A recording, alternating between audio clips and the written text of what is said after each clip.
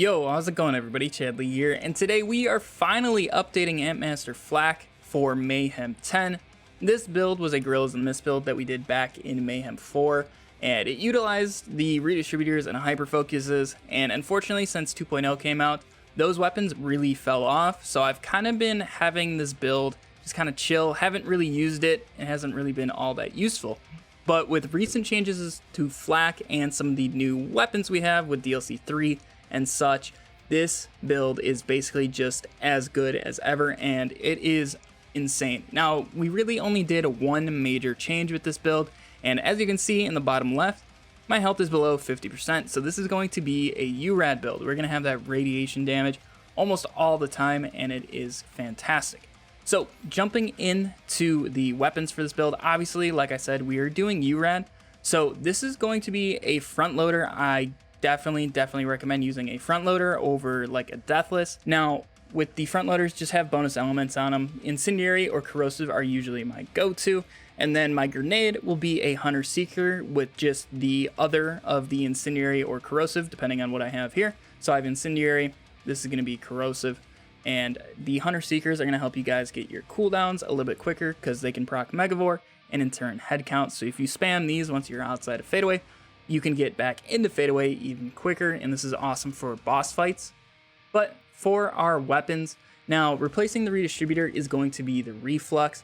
The reflux definitely took a hit after the bonus projectile nerf, and then last Thursday they finally upped the chaining of this thing, and it basically feels just as good as ever, but you don't need the insane bonus elements to do so. So this thing, in my opinion, got a huge buff, and in turn this build just got ridiculous with it. And you guys are going to want the Urad anointment on here. This is going to help you tear through shields and in turn just increase your mobbing clear speeds.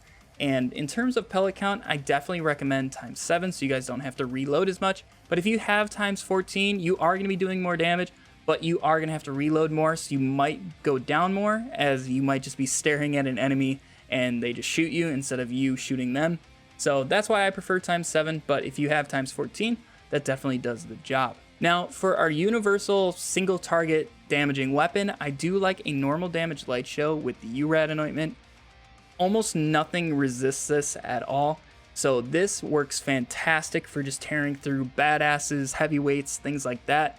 The badass war dogs and the Malawan takedown, I will use this on them, so that way the radiation gets through their shields, and then overall we just have super high damage output, and it clears them way quicker than trying to get through their shields with this light show here.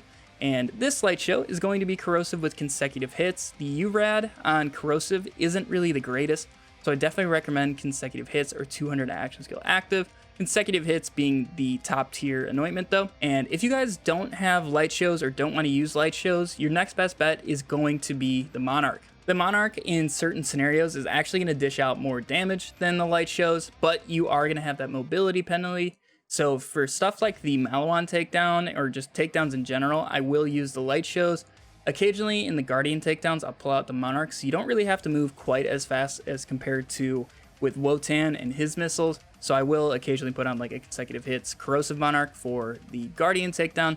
But if you guys just want to get through all content easily, just throw on some light shows and you guys will be good to go. And then finally for our fourth slot, the only other thing that we really could add value to this build with is the Plague Bearer. Now right now, enemies are unfortunately still doing M10 damage. This will be fixed relatively soon, so this build is actually going to get insanely better once that fix is implemented, but for the time being, to kind of deal with that, we need to kill large amounts of enemies from a distance and quickly, and the gun for that is the Plague Bearer with the Urad anointment. Here we can sit in like the Malawan takedown bridge at a distance and just spam these shots, and it's going to take out huge hordes, and you guys are going to be perfectly safe as long as you're moving around and staying away from the enemies. You guys will be good to go with these. And for the Guardian takedown, I'll swap out this Fire Urad for a Shock Urad, and then that will take care of the Guardians. But let's go ahead and move on to our class mod. Now this is one of the reasons this build got insane over the past few days, and that is because of the Interplanetary Stalker damage fix, and this in turn allows us to use it much more effectively with the Cosmic Stalker. So if you guys are unaware, Interplanetary Stalker has just a flat damage boost that stacks up. You get 1 stack per kill. And as you can see right now, we have plus 26% damage per stack, which is insane. Now, before, this skill was not getting boosted by the hunter skill power increases. So in turn, like Big Game and then Cosmic Stalker's hunt skill power increased by 25%. None of those were actually affecting the damage portion of Interplanetary Stalker, which was kind of a bummer, but now that has been fixed. So if you guys have +3 Big Game and 2 Interplanetary Stalker, you can get 26% damage per stack, and that is not gun damage, that is just damage. So you guys can get some insane damage going, especially when there are mobs around. Now, if you guys are just solo bossing, say Grave Ward or something like that, don't use the Cosmic Stalker, throw on a stack bot, and then you guys will be good to go. You can use a Bounty Hunter, but I would definitely recommend a stack bot, as this is a Guerrillas in the Mist build. You're definitely going to see more damage out of the stack bot. Now for our artifact, we are going to be using the Pearl. It's still the best damaging artifact in the game. If you don't have the Pearl or don't want to use it, you can use an Atom Bomb Victory Rush. So super quick, some other gear you guys can use is like a Urad Maggie work great. The King and Queen's Calls work great. Old Ridians. You can try the Redistributors, but the Reflux is going to be better than them. Hyper Focuses do okay in base M10 play, not any sort of scaled up activity. And then the Rowan's Calls, Dakotas, things like that are very good. Basically anything that you can spam fire is going to be a good weapon for this build. So on the screen now you can see a brief overview of all the skill trees if you guys want to copy it into your game. But now we're just going to jump into our Hunter skill tree first. And obviously we're going to be picking up max Interplanetary Stalker for the reasons that I described just a minute ago. But then we're also going to be rocking Leave No Trace, so we can shoot a little bit longer while we're in Guerrillas in the Mist. We're going to get that ammo back. 2 points into Second Intention just for a little bit of reload. 3 points into Head Count, so we can get our action skill back quicker. 5 points into Hunter's Eye. Now, we are not using any single projectile weapons except for the Plague Bearer. Our main weapons all have multi-projectiles, so we have to skip Two Fang. This really doesn't help those out that much. Only use this with single projectile weapons, so that's why we're going to get 5 points into Hunter's Eye as opposed to Two Fang like in the original Ampmaster Flak build. And then we're going to do 3 points into Big Game because, one, this is going to increase our hunt skill power effects, but also it's going to make the duration crazy. So things like Interplanetary Stalker are going to last way longer, and most importantly, the skill Frenzy is going to last longer. This is definitely one of the harder ones to stack up, as you can't really affect it. It's completely on your pet to do so. And this is going to help your pet out, get these up to 10 quicker, and also stay at 10. So that's why Big Game is a huge pickup for this build. 3 points into Most Dangerous Game, just an awesome gun damage and crit damage skill. 1 point into Galactic Shadow for the crit damage, and also enemies are less likely to target you. This got buffed as of late, and definitely helps keep enemies off of Flak and helps your survivability. And then Megavore, still Flak's most powerful skill. This helps out immensely. So then let's go ahead and jump over to our Stalker skill tree. Obviously we are going to be using Fadeaway with the Guerrillas in the Mist augment and Unblinking Eye. Those help out a ton. So we're going to be rocking 5 points into Furious Attack and then 5 points into Overclocked. That fire rate, even though 10% doesn't sound like a lot, once you do the reload and then shoot, you are going to be dishing out some insane damage. That is 20% more fire rate, and that is just huge for DPS output. And then 1 point into Eager to Impress, just for a little bit more cooldown outside of head count. 1 point into Lick the Wound, so our pet can revive us. This is a Urad build, so it is fairly easy to get one shot at times, and it's definitely nice to have your pet to bail you out. 3 points into Turn Tail and Run, so you guys definitely need to learn to stand still when you're shooting with this build, and you can definitely put out a lot more damage, as it is a 25% gun damage bonus. And then 5 points into Hidden Machine. This is going to give us 30% more damage when enemies aren't targeting us, and this is also going to allow us to get Unblinking Eye. Those last 5 points into there will unlock that.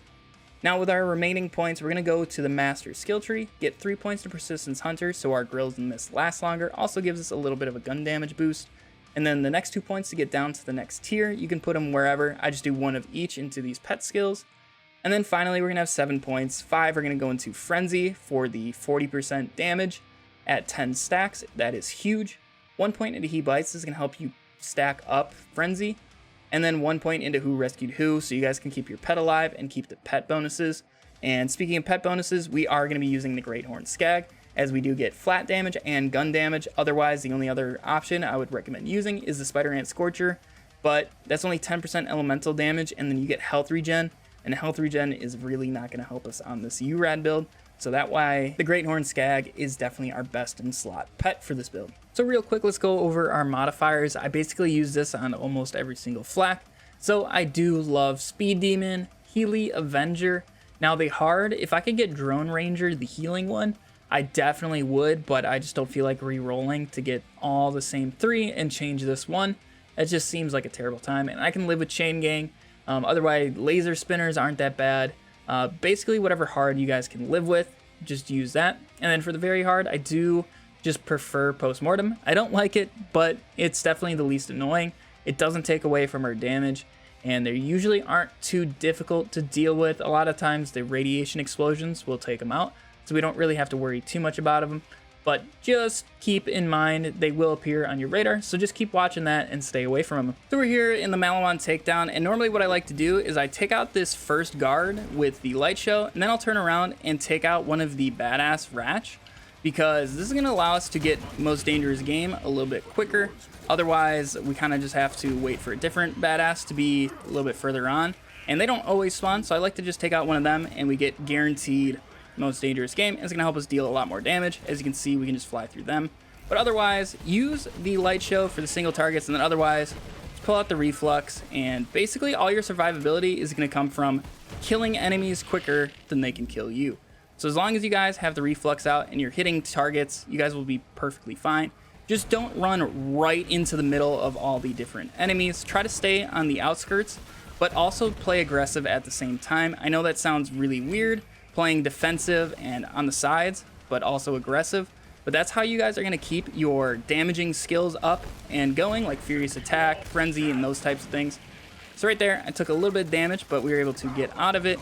And then right there is where the normal damage light show comes into play and helps you out. And right here, it's going to come into play as well. That guy is shield and armor, and we still tore through him. Otherwise, just focus on the badass commandos and the flying jetpack commandos. You guys will be basically good to go. Those are really your biggest threats, as they can just straight one-shot you right now with their weapon damage being so high. But otherwise, on these armor targets, just throw out the corrosive light show, or the other light show works great. And then also we can use the Plague Bearer for mass mobbing. You can get usually 2 to 3 shots off from a full Grills and a Miss, but it doesn't really matter. This is going to work great for mobbing at a distance, because right now nobody can really hit me, and I'm able to kill them. So that's why this thing has so much value in this build. So now it's time for the Kraken, and normally what I like to do is reload once we get the full overclock, then go into Guerrillas and just shoot right on this edge of the Kraken. Occasionally you will get caught by the rockets. Sometimes you won't, sometimes you will. It really doesn't matter. This is definitely the toughest part for this Urad build, with how much damage these enemies are doing. But you can do that part without going down. Done it a bunch of times. Just occasionally, sometimes the enemies will get to you, but it's really not too bad. Otherwise, you guys are going to get back up. That's one of the great parts about this build, is if you do go down, you're basically guaranteed to get up with how much damage you can do, as long as there's an enemy around. All right, so basically that is how you play Ampmaster Flak. I would show you guys Valkyries, but this video is already long enough, so I am going to be ending this video here. Hopefully you guys enjoy this build. If you have any questions, let me know in the comments down below, or come over to Twitch and ask me over there. I can walk you guys through basically anything, because this build is nuts, and I truly believe it is. So I really want you guys to succeed with it as well. But thank you so much for watching. If you enjoyed it, make sure you guys leave a thumbs up on the video to let me know. Otherwise, make sure you are subscribed to the channel for more builds and just in general Borderlands 3 content. But have a fantastic day, and I'll catch you all in the next video. See ya!